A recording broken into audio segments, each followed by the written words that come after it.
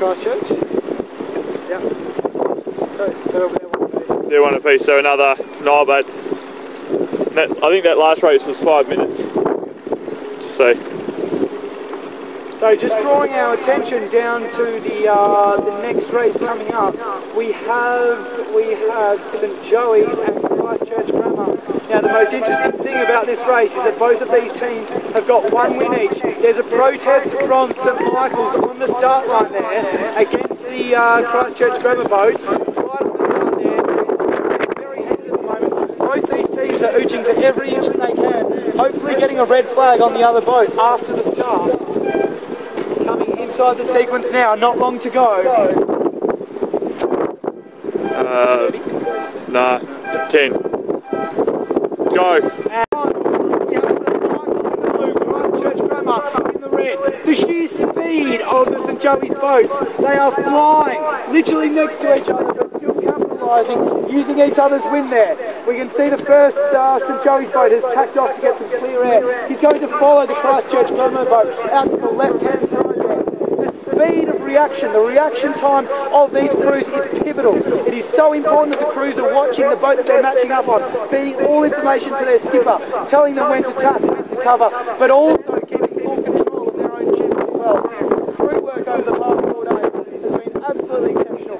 We can see here boat 3 and boat number 2, Joey's and Christchurch, closest to us on the score. Closest to us on the shore. Christchurch Grammar boat really closing that gap between the two. He's pointing up and up and up. They've just received a lift of over 10, potentially 15 degrees. Incredible wind shifts on Albert Park Lake here, really testing out the ability of these crews. Coming into the top mark here, St Joey's in a very nice position. First St Joey's boat coming around the top mark in first place.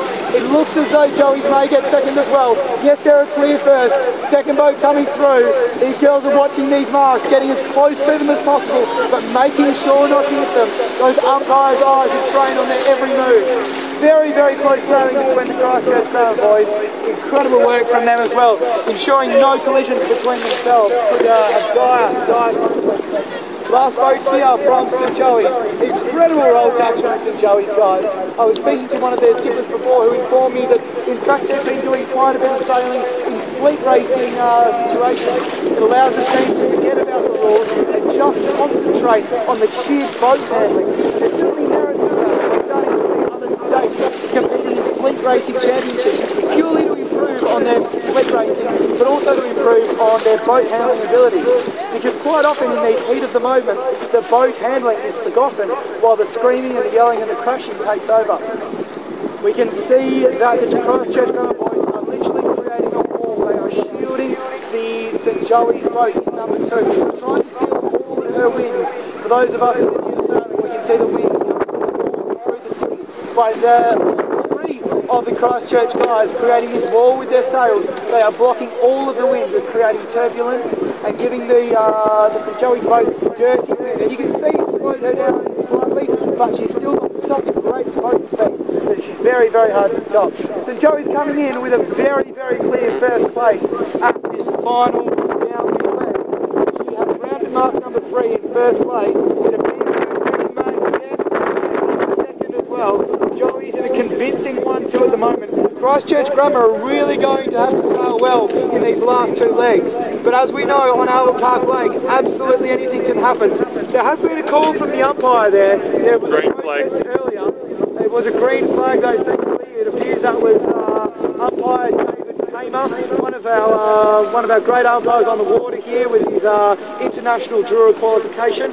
We've seen David at many regattas around Australia and internationally in teams racing. Red pushing up blue there? Red pushing up blue, we can see coming into the final mark there. The red boat is just extinguishing any chance of that blue boat coming through to cause trouble later on. As I said before, the intensity of sailing does not drop as we get down the line of sailors. It's not just at first place. In fact, quite often when we have a clear leader, the competition at first isn't as high as what it is at the back, because the positions of getting 5th and 6th is just as important as first and second.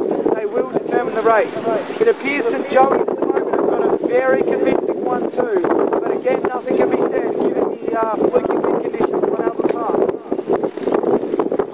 David Kamer closest to us, Rob Ware over on the other side, watching their every move in the boats. Even these blue boats that are by themselves, they're watching them pumping, pooching, all of these things that are deemed to be illegal by ISAF. Red boat, Christchurch Grammar tacking off, coming back towards us.